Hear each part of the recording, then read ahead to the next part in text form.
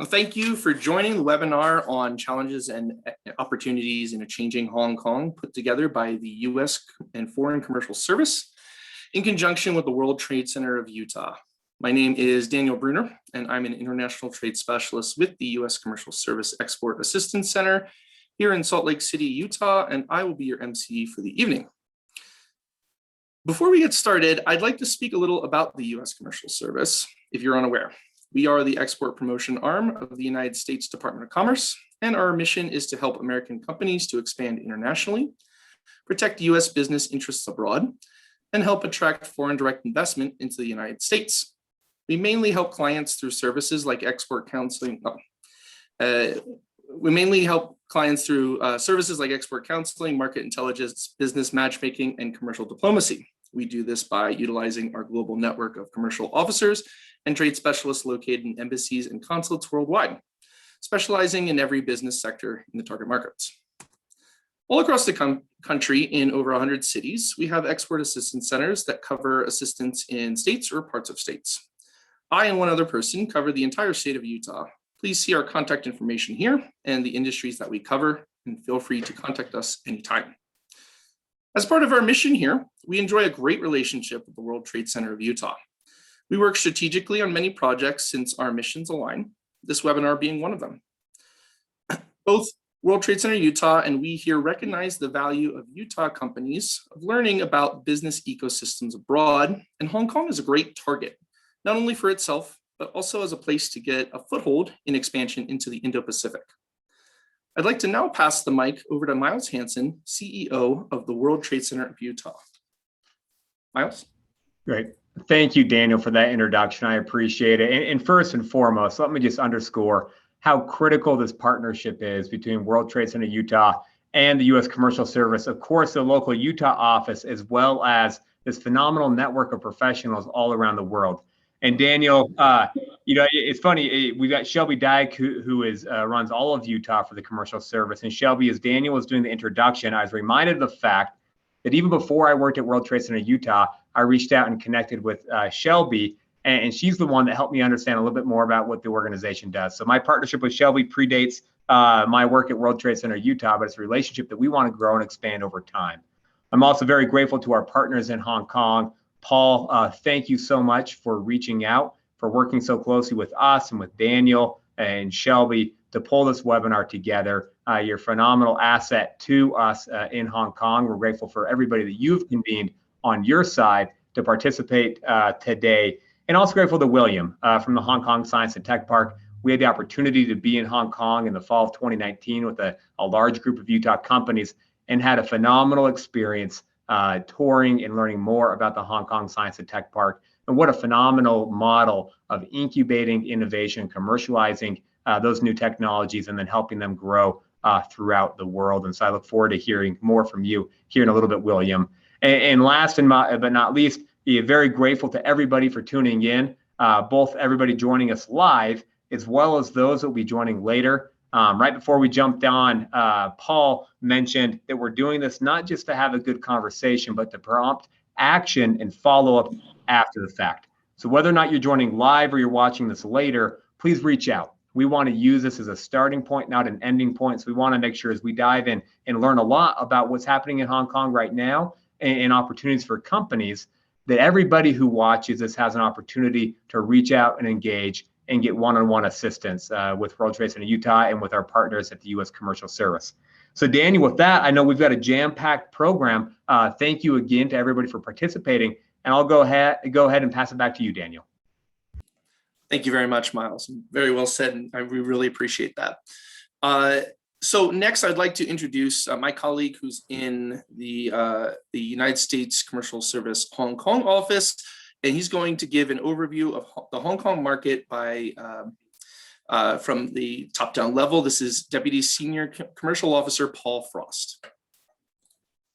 Thank you, Daniel, and thank you, Miles, and everybody for joining. My name is Paul Frost. I'm the Deputy Senior Commercial Officer at the U.S. Consulate in Hong Kong and Macau, which is our jurisdiction. So we have a number of trade specialists here, several trade specialists who are well connected in with the business community here. You see our website there.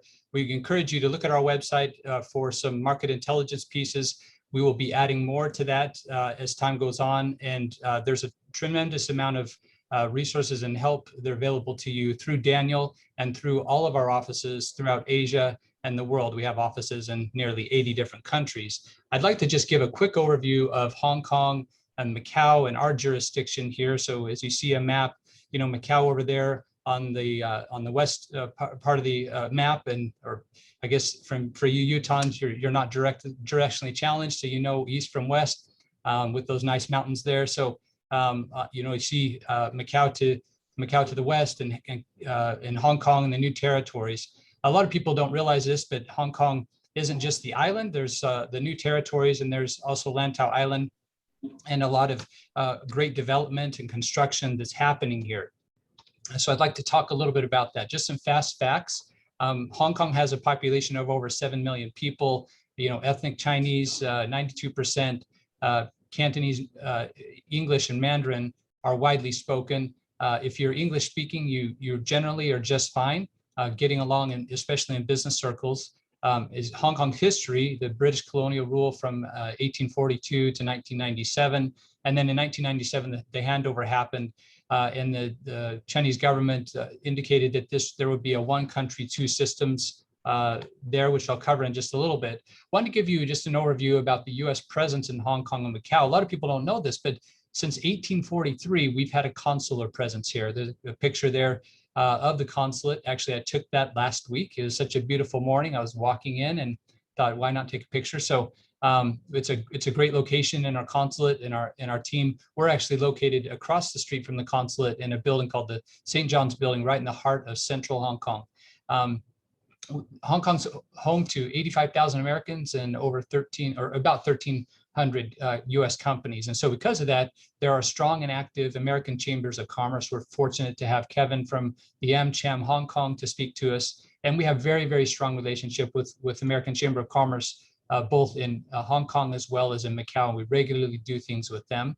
And so that's one of the assets that we offer in terms of helping you all get connected into Hong Kong. We have a great number of partners in addition to AmCham. Just a little bit about Hong Kong as a gateway. You know, Hong Kong is part of the greater Bay Area, and so you'll see that there's you know, a number of cities, Hong Kong being one of them. But you know, there are 72 million people in this South China region. And you know, within the platform for U.S. Small and medium enterprises, we do have a lot of reliable partners that we can rely on and work with people. Intellectual property is here. Intellectual property protection is here, although there are some growing political risks, which I'll touch on in just a little bit. There's a stable currency pegged to the U.S. dollar, free flow capital, low taxes. And so, you know, by tapping into Hong Kong and doing business here, you're also going to have an opportunity to leverage other markets from Hong Kong. And you'll learn more about that from my other speakers. Will be able to mention that. The GDP growth rate, I'll just mention, you know, the COVID-19 situation has hit Hong Kong significantly hard because it relies so much on international trade. And so with travel restrictions here, you know, I'll mention those really quickly. If you're not a Hong Kong citizen, you are not allowed to travel into Hong Kong right now. If you are a citizen, you're required to quarantine. And so that's put a damper on international travel. We're hopeful that will be relaxed soon. But for now, that's what it is. So that has hit Hong Kong. But there is still a decent number of business people coming in and out, and there's still a lot going on here. Per capita GDP is 46,000, you know, so very high. If you're looking around the region, Hong Kong is one of the highest per capita GDPs. You know, major industries. It's very services oriented, but there's also a lot of trading and logistics activity. Obviously, financial services is it's the financial service capital of Asia. And with that comes professional and other services. And so, you know, there's a very strong history of US and Hong Kong trade. We have a very large and robust trade relationship and trade surplus with Hong Kong. I'll talk a little bit now about one country, two systems, and some of the situation here with the political situation. There's a separate currency and separate financial system, separate immigration system. and separate customs system from the mainland. So that is one good thing about coming to Hong Kong and doing business with Hong Kong. I would say in terms of the press, it's a semi-free press. There have been several instances recently where you could say that you could argue that there's the press in Hong Kong is under pressure by the Chinese Communist Party, and along with that, the judicial system has been compromised. It is not as independent as it was before. Just talking a little bit more about the political situation, and I know many of you have been following what's happening. Sorry, there's a lot of words here, but just trying to give a quick overview of what's happened recently. The Hong Kong Policy Act, which was passed in 1992, allowed the U.S. to treat Hong Kong separate from the mainland. But because of the broad protests and our response to what the Chinese Communist Party had done, we ended that special trade status in May 2020. Then the national security law was passed in the mainland in June 2020, which has created categories of offenses, and that has undermined the rights and freedoms of Hong Kongers. And so since then, the consulate is keeping note of this. There have been 107 arrests for alleged national security law offenses, and at least one U.S. citizen has been arrested and 57 people have been formally charged. So along with that, President Trump issued an executive order in July 2020 to implement some changes. And one of those changes was requiring the export licenses. If you're exporting some special products that are sensitive, you are required to get an export license. And we really encourage you to contact the BIS, which is the Bureau of Industry and Security as part of the U.S. Department of Commerce, if you need more information about import license, importing into Hong Kong or exporting to Hong Kong. We have an office right here, my colleagues in the same office space that can answer all of your questions about export controls and export licenses. I'll just read a quick State Department travel advisory. My colleagues in the State Department asked me to include this. So, since the imposition of the national security law, the PRC, the People's Republic of China, has unilaterally and arbitrarily exercises police and security power in Hong Kong. So the PRC has demonstrated an intention to use its authority to target a broad range of activities it defines as acts of secession, subversion, terrorism, and collusion with foreign entities. The national security law also covers offenses committed by non-Hong Kong residents or organizations outside of Hong Kong, which could subject U.S. citizens who have been critical of the People's Republic of China to a heightened risk of arrest, detention, expulsion, and prosecution. So, just to note that is a travel advisory. But despite these challenges, I can tell you from an ongoing basis, a day-to-day basis, many business people want to stay engaged with U.S. companies and contacts. And this issue of collusion and succession it rarely comes up in my business conversations. But it is obviously a factor in our relationship with Hong Kong and with China.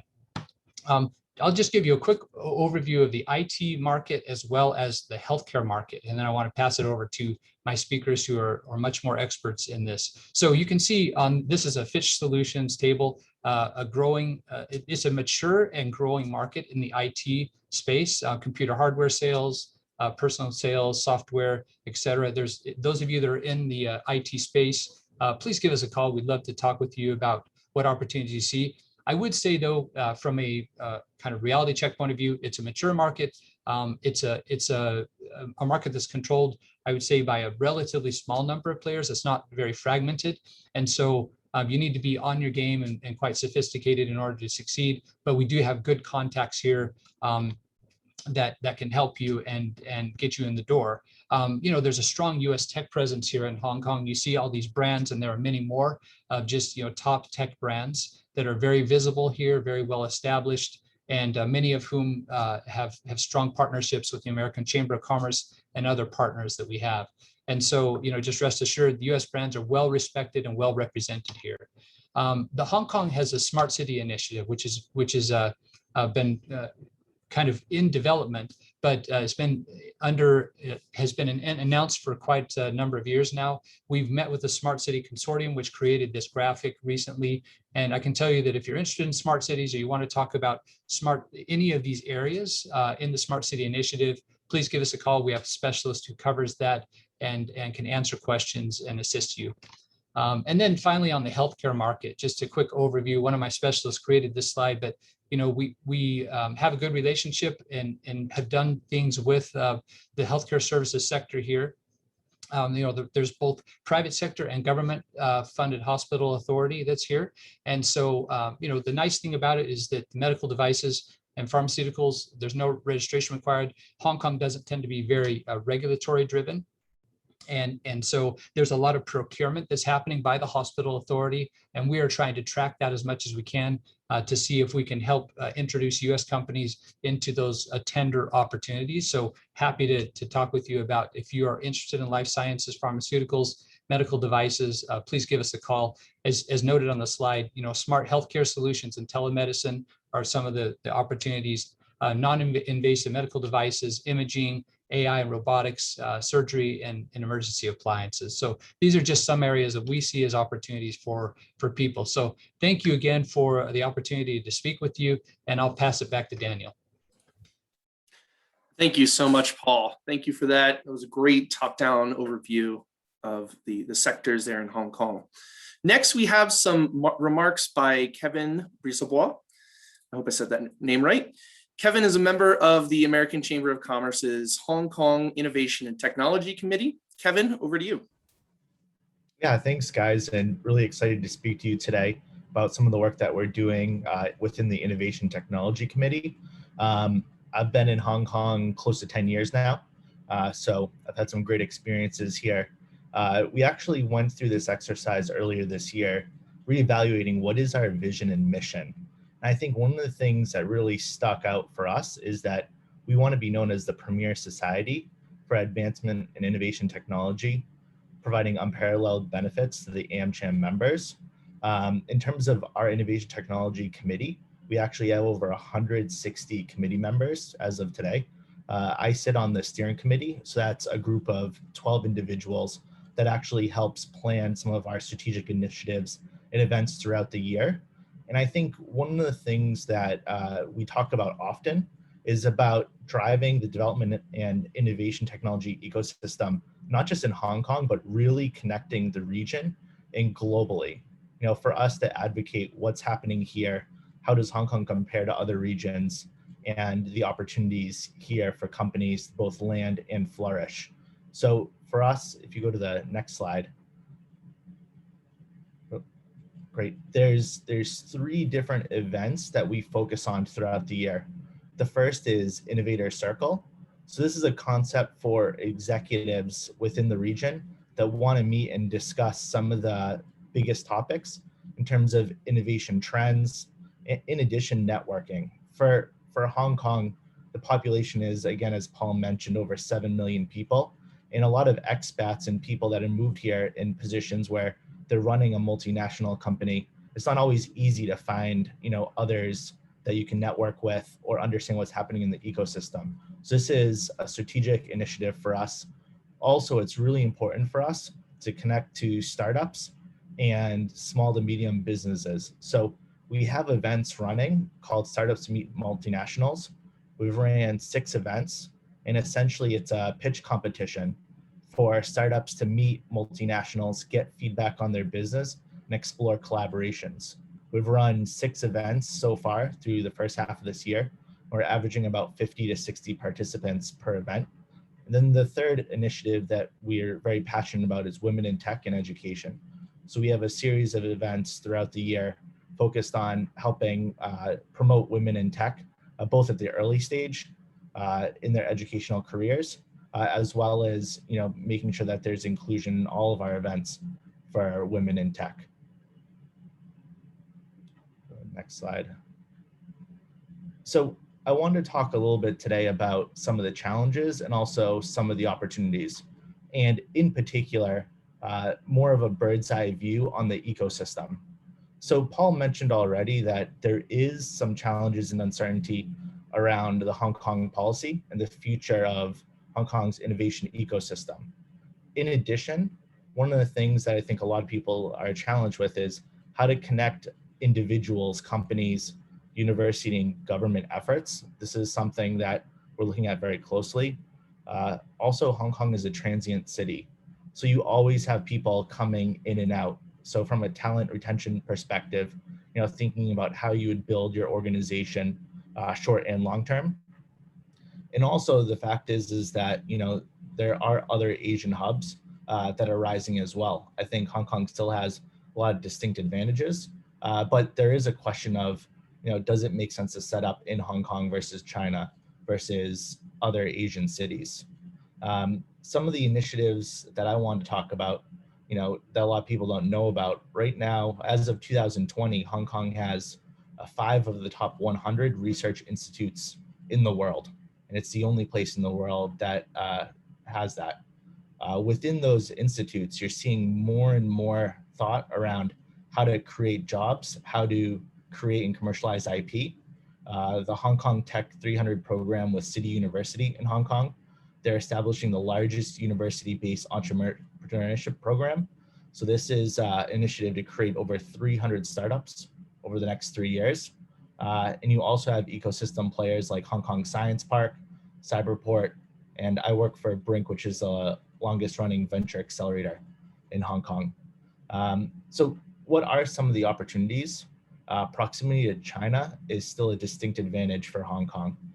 In particular, if you're looking at the healthcare market, I actually saw a study earlier today that there's currently over 285 million people in China at the age of 60 years old or above. Of that, there's over 100 million that are living alone. So you can think about all those initiatives, whether it's telemedicine or pharmaceuticals, where you could access into the China market. Hong Kong is a great landing spot. For me, in particular, the INT ecosystem, collaboration is growing between all these different groups, and there's more and more initiatives being launched every year. Just recently, the government announced their 2021-2022 budget.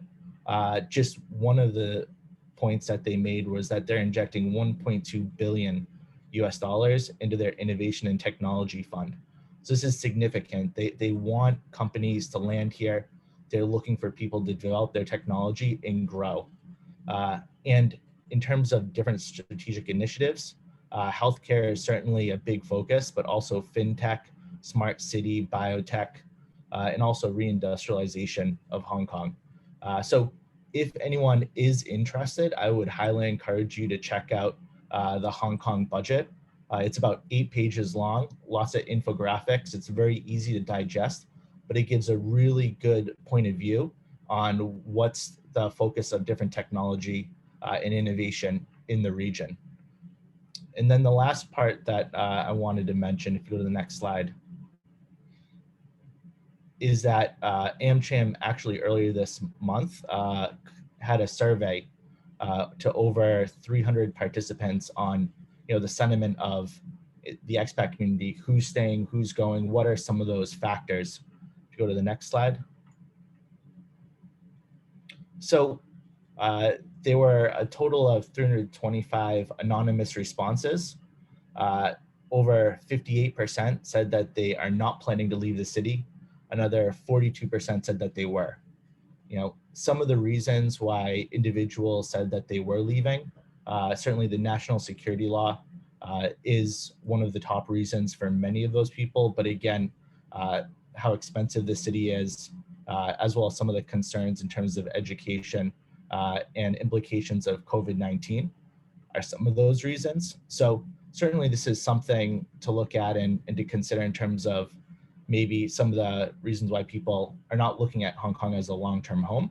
But also if you go to the next slide, what you'll see is that there's a number of participants that again consider the quality of life to be extremely good in Hong Kong, and that it is a thriving business environment, and that proximity to China again is compelling. So, for us, I think we will continue to grow our Innovation and Technology Committee. We're excited to include new members, and we do see Hong Kong as a thriving ecosystem for people to land and thrive. So this is all I have for today. Thank you. Thank you so much, Kevin. That was fantastic. Next, I'd like to introduce our two guests from DCH Auriga, CEO Tim Collins and Vice President Richard Holloway for their presentation. Auriga is an Asian-based integrated market management provider specializing in healthcare. Gentlemen, over to you. Thanks, Daniel.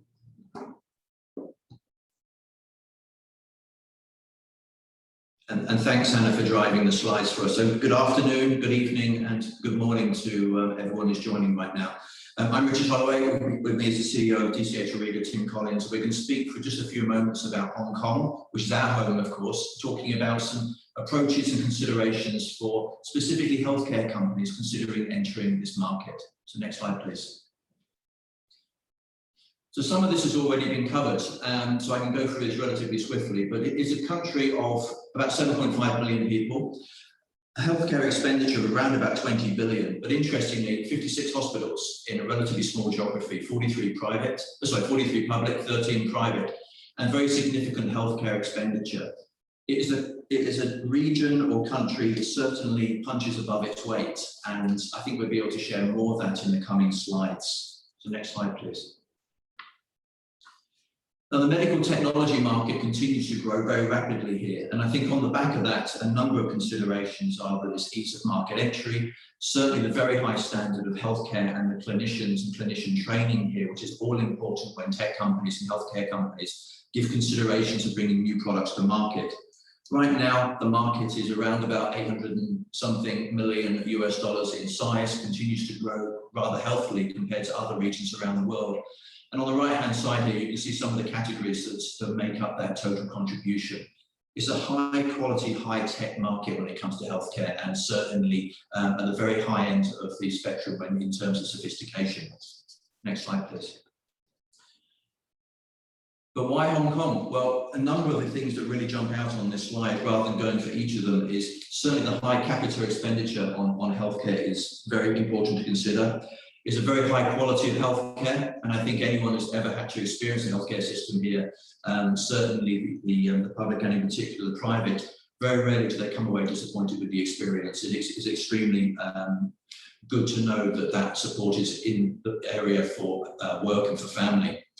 I won't touch on other reasons in terms of the business side in particular, but low corporate tax rate, of course, is appealing to many companies, and it is a very strong, robust legal banking IP system here as well. Of course, it has some weaknesses. It's geographically small. The population is relatively small, and certainly for medical devices, implants in particular, is relatively low in reimbursement prices. Next one, please.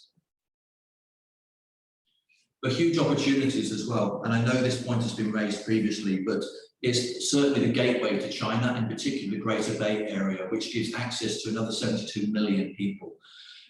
It's a bi-directional gateway. Opportunities go both north and south. The demographics in Hong Kong, of course, it's an aging population, one of the oldest populations in the world, actually, in terms of citizens over the age of 80. It's expanding, a very wealthy middle class. There's a lot of money here, as people know, and in fact, there's more Ferraris registered on Hong Kong Island than the whole of Italy. There's a little sidebar fact for the day.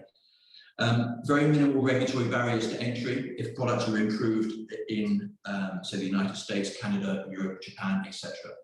There's, of course, some threats as well, as regulatory challenges are underway in some categories. There's possibly more of a diminishing role as a regional hub for South Asia, but certainly its role for North Asia and China in particular is ever strong. Next one, please.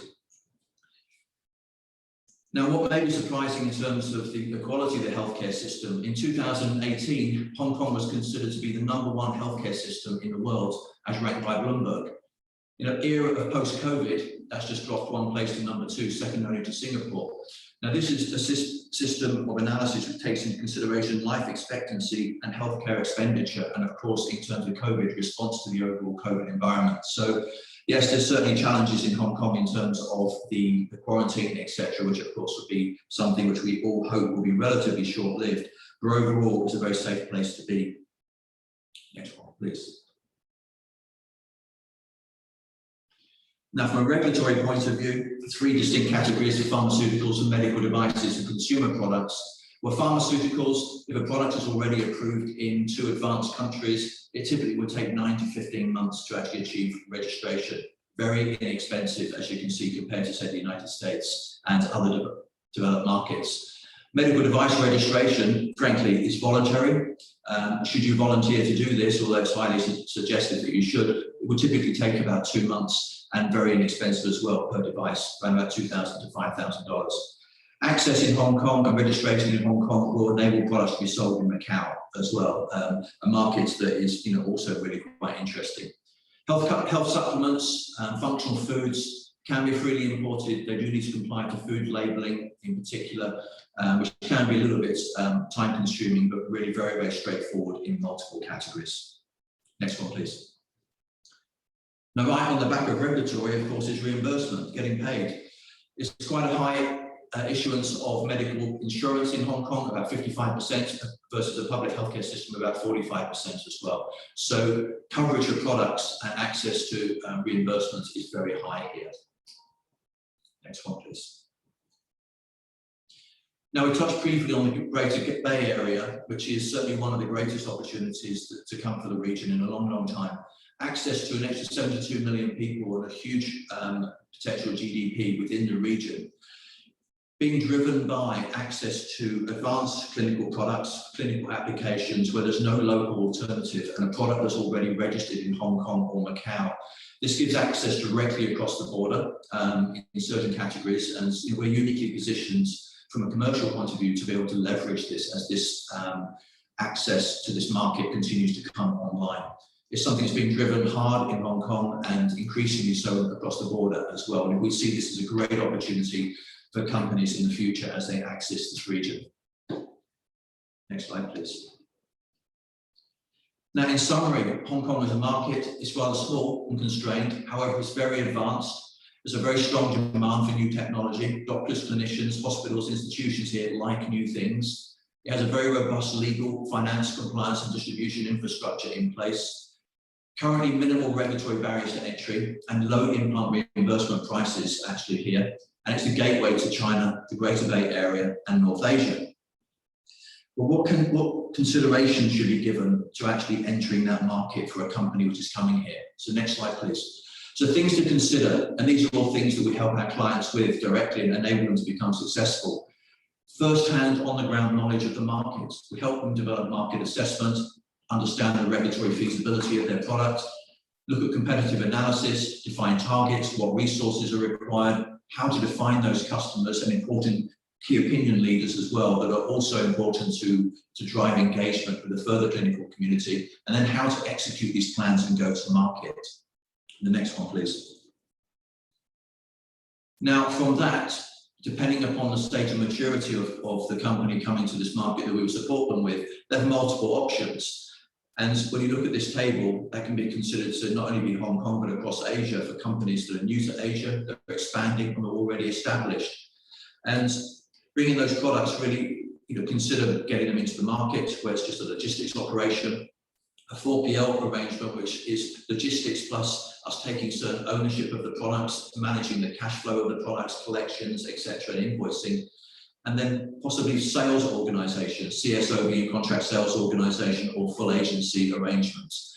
All these are part of a portfolio that enable a company to come to the region in as large or as smaller fashion as they choose, with as large or as little investment as they choose. We help companies large and small, start up through to blue chip, enable them to do that and gain access around the region and in these geographies in particular. Next slide, please. Now, key success factors for market entry. Well, having the right team is absolutely critical. Local market knowledge is central to this, all strategies. And I think what we can safely say is that proximity is key to just about everything that we do in the commercial industry. Being on the ground, knowing firsthand what is there, enables things to take place and happen. Being aware of regulatory roadblocks, how to generate that regulatory pathway, how to move through that regulatory pathway is critical. And then basing decisions on first-hand insights and facts enable companies to really gain a foothold quite quickly. And then taking channel economies into account as well, understanding the potential and the benefits for those markets. And that'll be my last slide. There's some extra slides that I've continued to add, which will be circulated, I'm sure, after the presentation. But I think as a point of this presentation, to give a summary of Hong Kong and the access capabilities, I think in the interest of time, I'll hand back over to Daniel to continue. But the final slides of this deck, I think we can circulate later, which gives a little bit of an indication of what we do as a company to support our clients around the geography and around the region at large. So thank you for the opportunity. Thank you so much, Richard. I mean, that was great. We may have the opportunity to share the slides. We'll probably discuss with World Trade Center, but I think that they'll be able to do that if you have extra slides to disperse.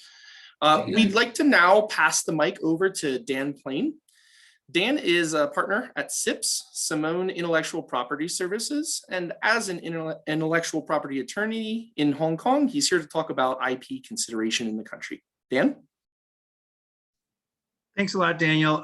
My video is a bit shaky. Apologies for that. I'm going to share screen here and fire up my presentation. Can everyone see that? Anyone help me out? Looks good. Yes, Okay, I can see. Yes. Fantastic. So I'm a solicitor here in Hong Kong. In addition to working with SIPS, I also practice with a Hong Kong law firm. I've been in and out of Hong Kong for the last 20 years. So pretty experienced with the IP system. I was also in-house here with Louis Vuitton, worked with Baker McKenzie. So I have a lot of experience in the market. The main thing to understand about Hong Kong's IP market and IP regime is that it's a very mature one.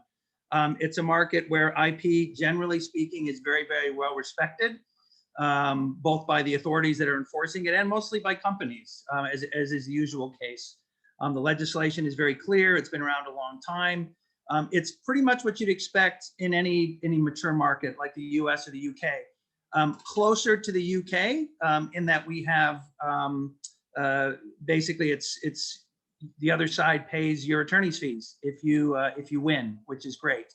That does lead to a bit of contentiousness and lawyers, in my experience at least, Hong Kong solicitors being willing to run the meter a bit in litigation. So you do want to be cautious and always be looking for opportunities to resolve cases without having to go to court if you can. We've got the full spate of IP rights here in Hong Kong, registered rights, including patents and registered designs and trademarks. We also have unregistered rights. Copyright is covered under the Copyright Ordinance. Trade secrets aren't necessarily covered under any particular ordinance, but they are protected as you know, on kind of an unfair competition type basis. And then domain names are also a key factor where we have our own setup for that with .com, .hk, and .hk domains. Just go through a little bit about the individual patent rights. The main thing to understand about Hong Kong is we went through a huge change in 2019. Prior to 2019, we didn't actually have our own patent system. We had a re-registration system where if you had a patent in the UK, the EU, or China, you could actually re-register that patent right here in Hong Kong and enforce it once it was re-registered.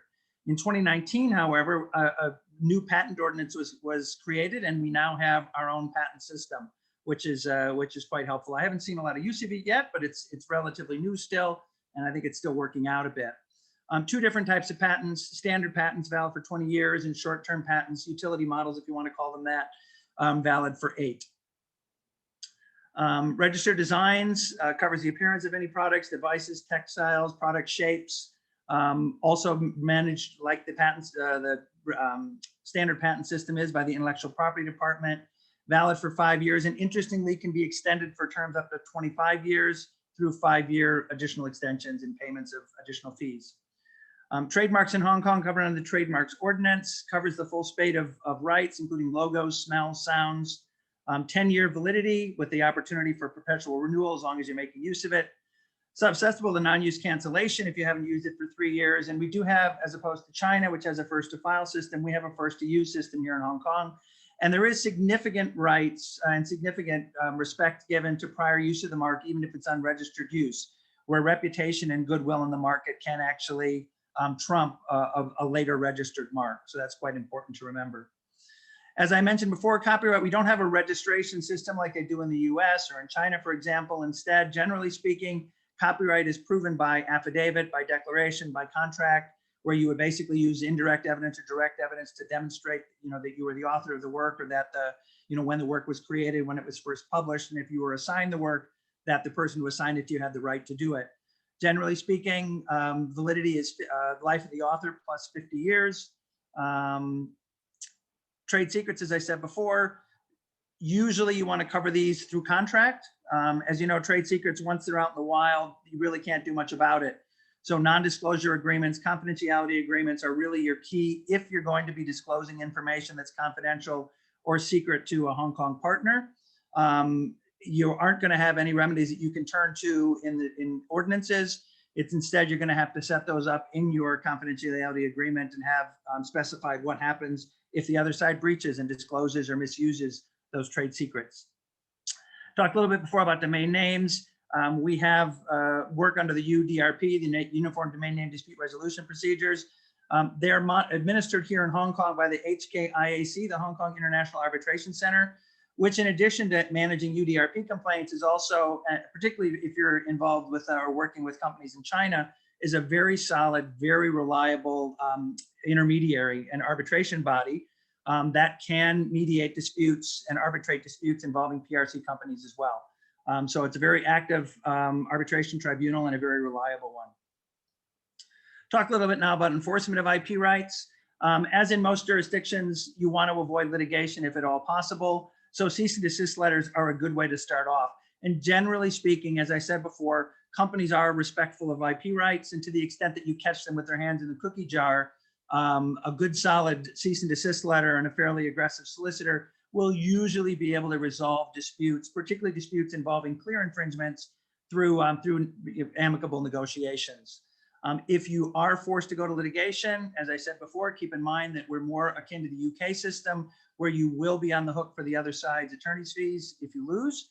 So don't bring a lawsuit that you aren't fairly certain you're going to win. Also recognize, as I said, that Hong Kong solicitors, and this is definitely my experience, pretty aggressive in charging. So don't be surprised to see some eye-popping numbers coming from the other side when you're actually talking about trying to resolve a case and dealing with attorney's fees. Unfair competition and passing off actions in relation to unregistered trademark. Once again, that's talking about reputation and goodwill. Those would need to be decided under common law procedures for passing off. And then domain name disputes, as I already talked about with the HKIAC. Now, interestingly, in Hong Kong, and this is in respect of trademark counterfeiting and in respect of pirated software, pirated films, there are criminal charges that are possible for those. And those criminal charges are actually brought by Hong Kong Customs. It's not the Hong Kong police that handle it. Hong Kong is still a relatively small jurisdiction, and Customs has a very, very mature and very sophisticated IP team that is very familiar with and very eager to assist foreign brand owners and foreign copyright holders in protecting their rights.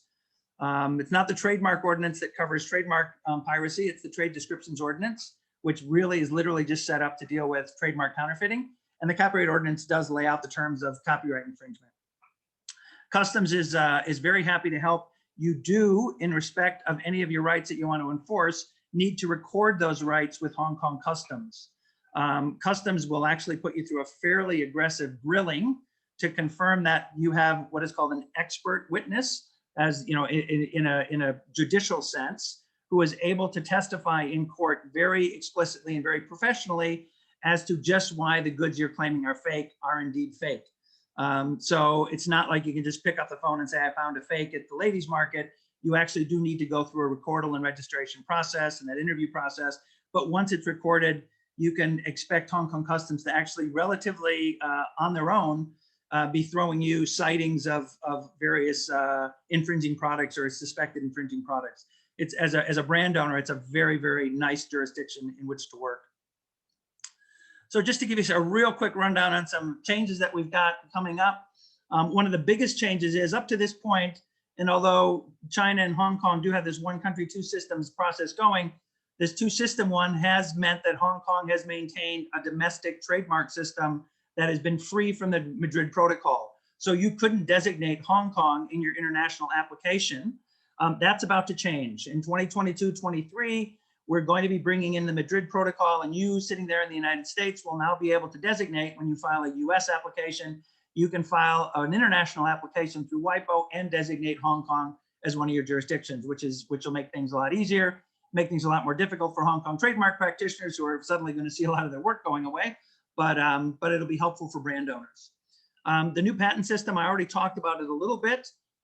We now have a grant to an original patent route that can be claimed in Hong Kong, examined in Hong Kong, and enforced in Hong Kong.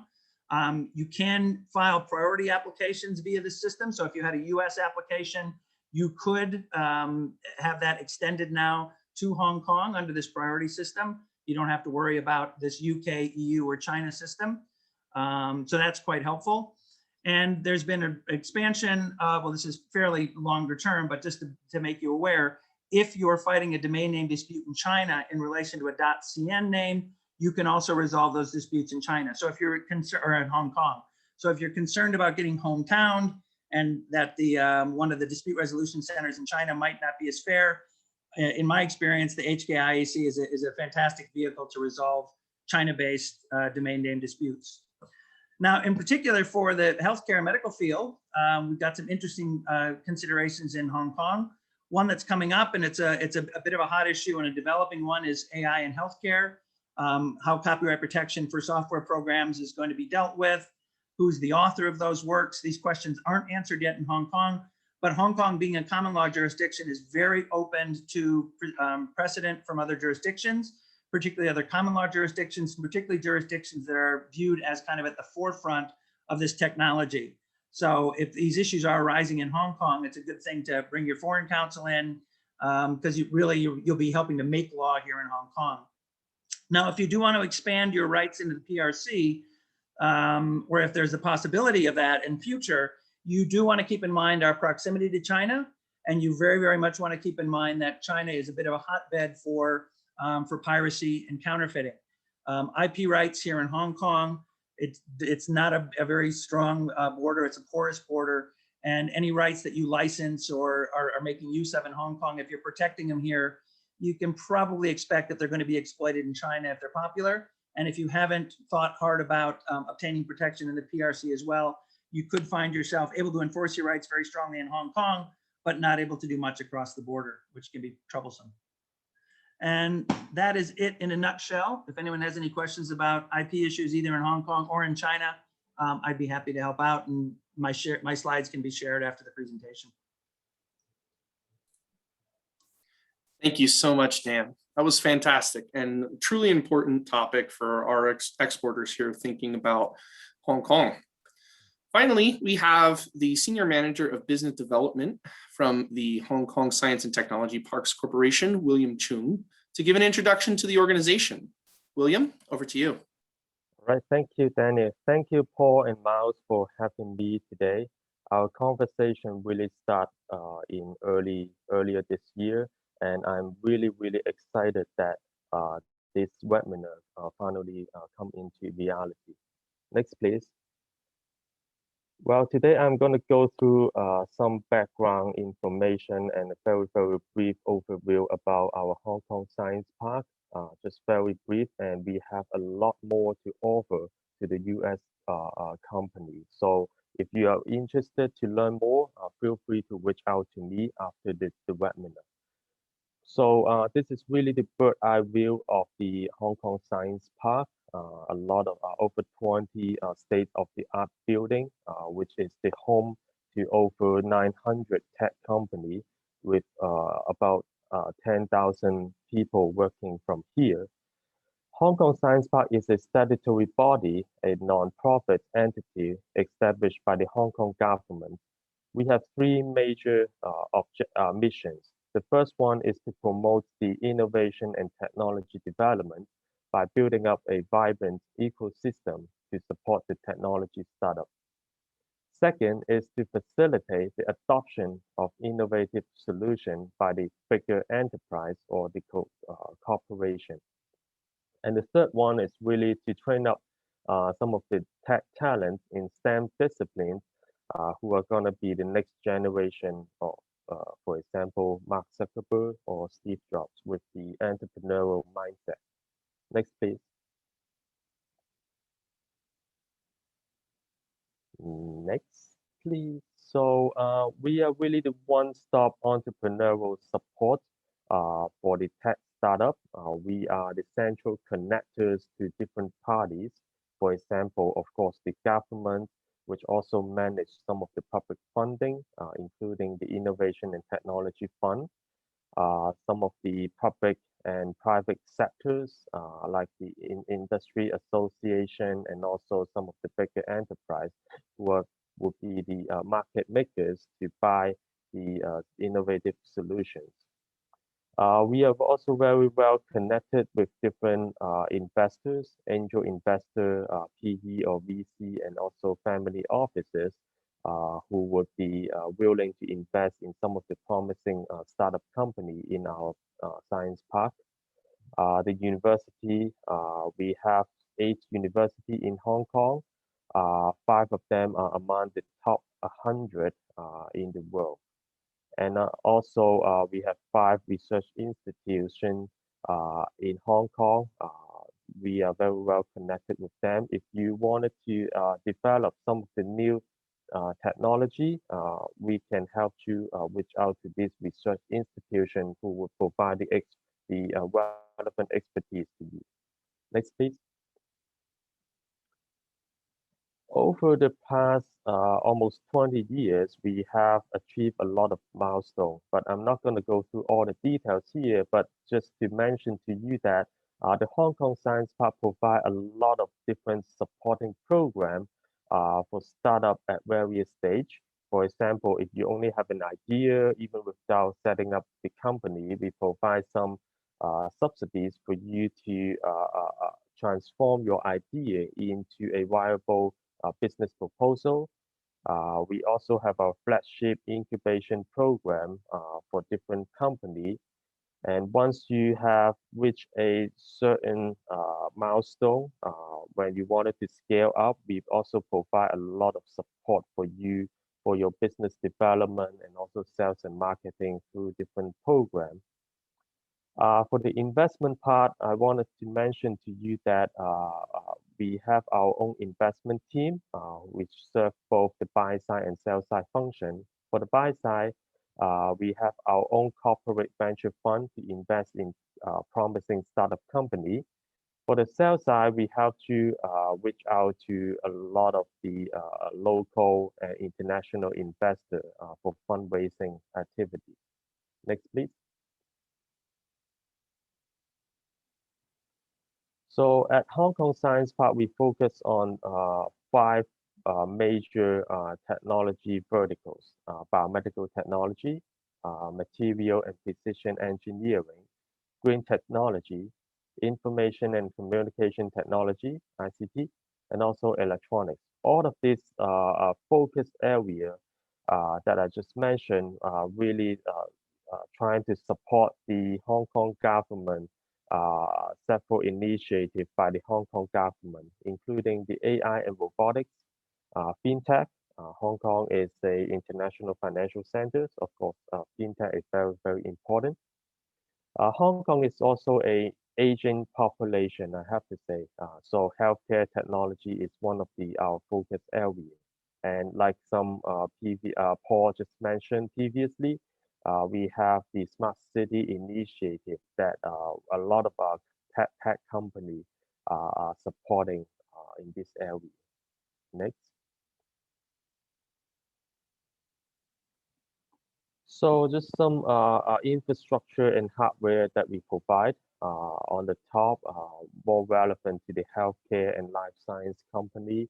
So we provide a lot of facility and infrastructure to support some of the basic research on the bench side, all the way to the preclinical study, and then to the translational and clinical trials on the bedside.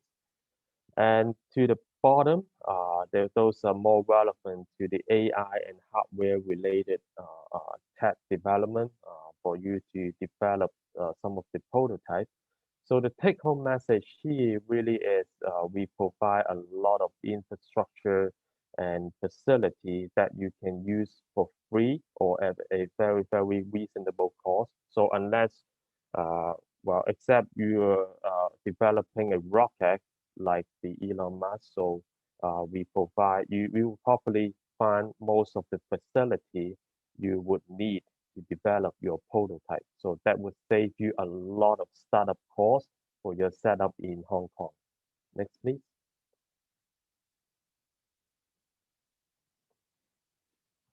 So apart from the Hong Kong Science Park, which is our main campus here, our corporation also manage 3 industrial estates, one in Tai Po to the north, focusing more on the food and beverage industry. A lot of the manufacturers are there. Yunnan Industrial Parks to the left-hand side, those focus more on the pharmaceutical industry.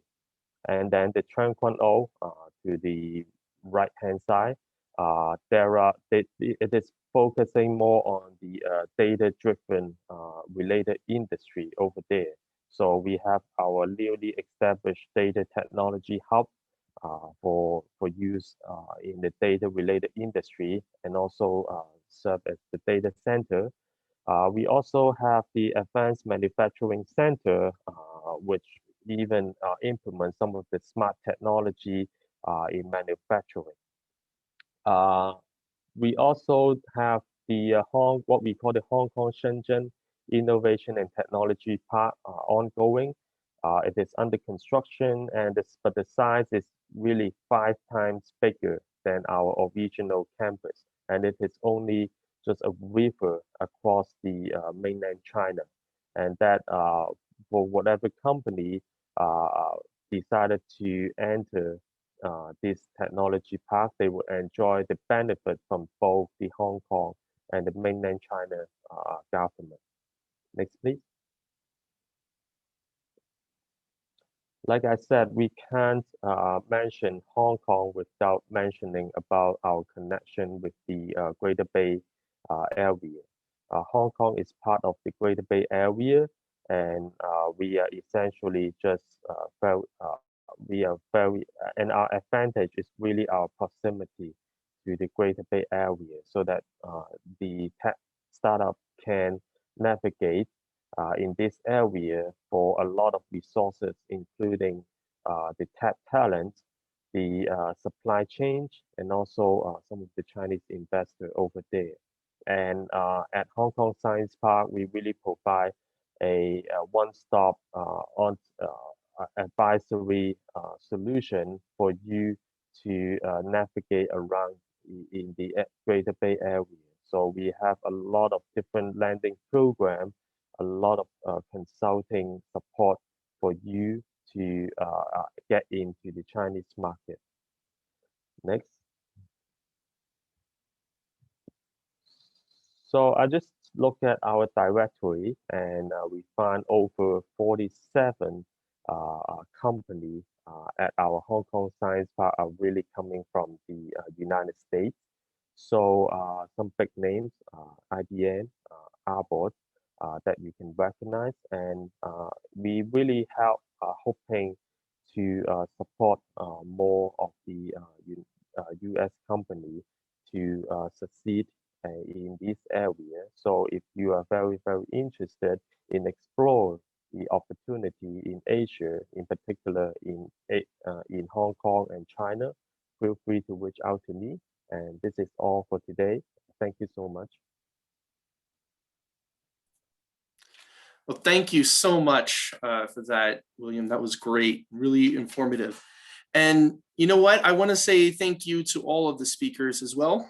We have reached the end for this evening. And Hannah, if possible, would you be able to put your email into the chat in case anybody has questions? We had originally wanted to put some do a Q&A session here, but we unfortunately ran out of time. So I want to thank you all for tuning in, and for those that are viewing this as a recording. We hope that this has educated you, and we want to reiterate that the World Trade Center of Utah and the Commercial Service are available to guide you in your expansion overseas. We can put you in touch with any of the speakers that were on today. If you want to learn more about Hong Kong Science and Technology Park, we can certainly introduce you to William and so on. So this concludes our webinar this evening, and we're really happy that you tuned in, and have a good evening.